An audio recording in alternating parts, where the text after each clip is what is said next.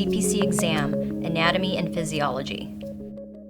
You will be thoroughly tested on human anatomy and physiology on the CPC exam. While not a comprehensive review, this video will provide you with study tips to prepare for the exam. Anatomy is the study of the human body, while physiology is the study of how that body works. It's a huge subject and one that gets its proper due on the CPC exam. There will be approximately 10 questions on the CPC exam on anatomy and physiology. This, again, is not an exact number as the AAPC does not release the number of questions on each subject. That's a relatively high number, about as many as there will be on medicine, radiology, and other major CPT sections. On the CPC exam, you'll use your knowledge of anatomy and physiology to navigate through the CPT manual. Remember, you'll use your CPT manual far more often than you will the ICD-9-CM manual or HCPCS manual.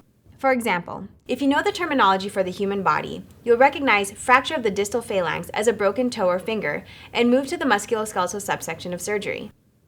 Check out the ebook for a list of vocabulary and their corresponding body parts. If you'll recall, these terms appear in Section 2's video on human anatomy. You can refer to that video for more information on human anatomy. Unfortunately, it'd be impossible to review the anatomy and physiology of the human body in this short course. As such, it's a very good idea to take an anatomy and physiology or medical terminology course before you take the CPC exam. On the plus side, you'll probably learn about medical terminology in an anatomy and physiology course and vice versa, so you won't need to double up.